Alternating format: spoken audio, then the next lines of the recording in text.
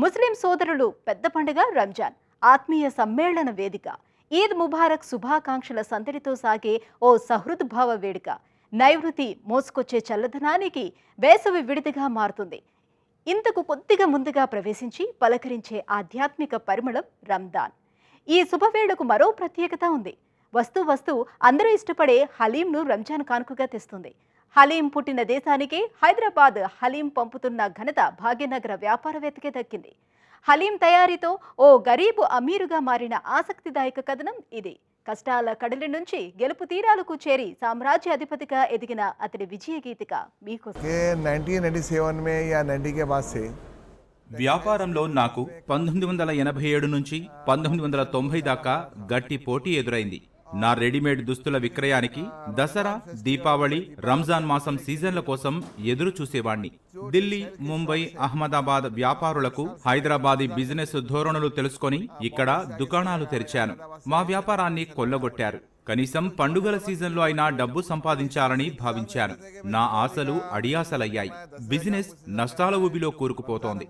అప్పుడు నాకో ఆలోచన వచ్చింది. అసలు మనం ఆహార రంగంలోకి ఎందుకు వెళ్ళకూడదు అని అనుకున్నాను. ఆహార తయారీ వ్యాపారం ఎప్పటికీ సురక్షితమే, నష్టాలకు తావుండదని గట్టి నమ్మకం. ఆ ధీమాతో 1997లో పిస్తా హౌస్ స్వీట్స్ అండ్ బేకరీ ఆరంభించాను.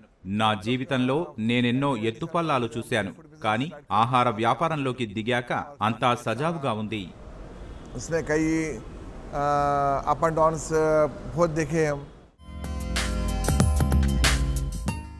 ఎంత ఇష్టమైనా వరుసగా రెస్టారెంట్ల ఏర్పాటు అంత తేలికేవీ కాదు. ఇందులో మజీద్కు గతానుభవం లేదు. తగిన పరిజ్ఞానం కోసం దేశమంతా పర్యటించారు. బేకరీ ఆహారాల తయారీలో నైపుణ్యం కోసం 2 ఏళ్ల పాటు మహానగరాల్లో ఉండి నేర్చారు. వస్తూ చేయి తిరిగిన వంటగాళ్లను తీసుకొచ్చారు.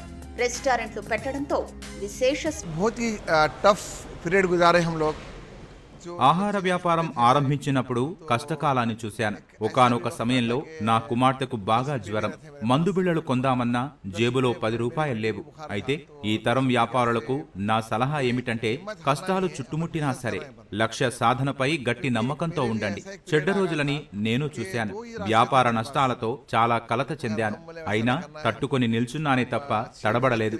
ఆ భగవంతుడి దయతో ఈ వ్యాపారంలో అనేక మైలురాళ్లు సాధించాను.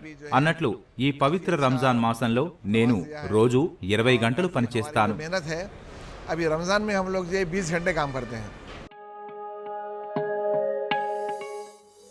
నిజానికి హలీం అరేబియా వంటకం. మేక మాంసం, గోధుమ పిండి, వెన్న ముఖ్య ముడి పదార్థాలుగా సుగంధ దినుసులతో కలిపి తయారు చేస్తారు. ఉడికించిన మాంసాన్ని, పిండిని బాగా కలియబెడతారు. ఆ ఒత్తిడికి, వేడికి అంతా మెత్తగా గుజ్జులా తయారవుతుంది. అప్పుడు అలాగే కాని లేదా పలుచటి రొట్టెలతో కలిపి వడ్డిస్తారు. హలీంను అమితంగా ఇష్టపడే హైదరాబాదీలకు ఈ ఘుమఘుమలు తెగ నచ్చేశాయి. విక్రయాలు ఒక్కసారిగా దూసుకెళ్లాయి. హలీం తయారీకి మజీద్ తీసుకున్న నిర్ణయం ఆయన పిస్తా హౌస్ దశనే మార్చేసింది. మన దేశ మార్కెట్లో తన వ్యాపారాన్ని విస్తరించింది. మన హలీంను ప్రపంచమంతా ఇష్టపడుతోంది. ఎంతో డిమాండ్ ఉంది. ఇందుకు అనుగుణంగా అందరికీ అందుబాటులోకి తేవడానికి ఈ వ్యాపార సంస్థ ఓ కొరియర్ సర్వీస్తో జతకట్టింది.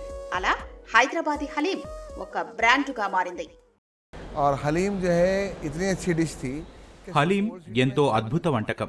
తొలుత కొన్ని ప్రాంతాలలోనే విక్రయించాము. తర్వాత నేను హలీం మీద పరిశోధన, అభివృద్ధిపై దృష్టి పెట్టాను. రుచి గ్రంథులను నిద్రలేపే నోరూరించే వంటకంగా మార్చేందుకు కృషి చేశాను. పిల్లలు, పెద్దలు, వయోవృద్ధుల అభిరుచిని దృష్టిలో ఉంచుకొని రూపొందించాను. సాధారణంగా పిల్లలు కారం, మసాలాలతో చేసిన పదార్థాలను ఇష్టపడరు. అందువల్ల హలీం వడ్డించే సమయంలో ఆ అంశాన్ని దృష్టిలో ఉంచుకున్నాను. మా హలీం హైదరాబాద్, సికింద్రాబాద్లలో అత్యంత జనాదరణ పొందింది. ఆపై ఆంధ్రప్రదేశ్లోని ఇతర ప్రాంతాలకు విస్తరించింది. ఇదే మా వ్యాపారానికి మేలు మలుపు అయ్యింది. హలీంను పోస్టల్ విభాగం ద్వారా విక్రయించాలన్న ఆలోచన వచ్చింది. దాంతో మా వంటకం ఘుమఘుమలు ప్రపంచాన్ని తాకాయి. ప్రశంసల పరంపర మొదలైంది. అప్పుడు నేను హలీం ఎలా విక్రయించాలో అనేక నమూనాలను అధ్యయనాలు చేశాను.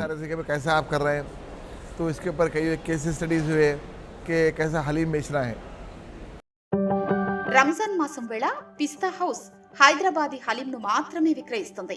అదే మాంసాహార, శాకాహార హలీంను వేర్వేరుగా అందజేస్తున్నాం. మాంసాహార హలీంతో సమంగా పోషకాలు అందేందుకు శాకాహార హలీం తయారీకి డ్రై ఫ్రూట్స్, కొన్ని గింజల్ని ఉపయోగిస్తున్నాం. నాన్ వెజ్ హలీం అచ్చంగా మేక మాంసంతో తయారవుతుంది. తండ్రి ఎదుర్కొన్న అవాంతరాలు తనయుల్ని రాటుతేలేలా చేశాయి. దాంతో వారి బంధం మరింత బలపడింది. పెద్ద కుమారుడు ఒక్కడే 100 మందితో కూడిన ఉత్పత్తి కేంద్రాన్ని నిర్వహిస్తున్నారు. చిన్న కుమారుడు మార్కెటింగ్ లో దిట్ట. ఈ వ్యాపారంలోకి రావాలని వీరిని తానెప్పుడూ ఒత్తిడి చేయలేదని అబ్దుల్ మజీద్ చెప్పారు.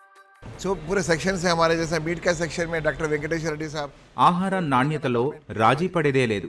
మాంసం నాణ్యత నిర్ధారణకు సీనియర్ వెటర్నరీ నిపుణుడు డాక్టర్ వెంకటరెడ్డి, ఆయన బృంద సభ్యులు మాతో ఉన్నారు. ఇందులో వాడే సుగంధ ద్రవ్యాలను పరీక్షించే వాళ్లున్నారు. ఆహార ఉత్పత్తుల తనిఖీకి మాకు సొంత ల్యాబ్ ఉంది. అందువల్ల మా కస్టమర్లకు అత్యుత్తమ ఆహార పదార్థాలను అందిస్తున్నాం.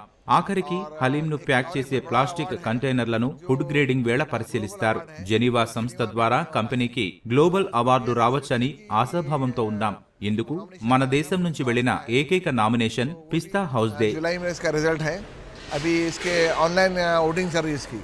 Basically, we want maximum people should. Pista house ను సాధ్యమైనంత ఎక్కువ మందికి ప్రయోజనం కలిగేలా రూపొందించాం. ఎంతో మందికి ఉపాధి చూపాం. మా దగ్గర ఉద్యోగులు పెద్ద సంఖ్యలో ఉన్నారు. రంజాన్ మాసంలో పార్ట్ టైం జాబ్ చేయడానికి ఎందరో వస్తుంటారు. ప్రతిరోజు ఉదయం 5 గంటల నుంచి రాత్రి 10-11 గంటల దాకా పనిచేస్తారు, లేదా రోజుకు 5-6 గంటలు పనిచేస్తారు. రంజాన్ వేళ ఇలా కొంత డబ్బు సంపాదించి జేబు ఖర్చులకు ఉంచుకుంటారు. And they keep as their pocket money and during the month of Ramzan. Abdul మజీద్ ప్రయోగాల అభిరుచి, పాకశాస్త్ర నైపుణ్యాలు, సమయపాలన, పదార్థాల నాణ్యత, పాటించే పరిశుభ్రత మార్కెట్లో పిస్తా హౌస్ ను అగ్రగామిగా నిలిపాయి. ఈ ప్రత్యేకతలు, ఘుమఘుమలతో మజీద్ ఉమ్మడి కుటుంబం తన వ్యాపారాన్ని విస్తరించింది. నగరంలోనే కాకుండా దేశ విదేశాల్లో పిస్తా హౌస్ కు ఎన్నో శాఖలున్నాయి. సంక్షోభాల కడలికి విజయ తీరాలు ఉంటాయి. కావలసిందే కొంచెం గుండె నిబ్బరం, కొండంత ఆత్మవిశ్వాసం, మన మీద మనకు నమ్మకం. మజీద్ విజయ గీతికను బిజినెస్ స్కూల్లో ఒక అధ్యయనాంశంగా బోధించొచ్చు.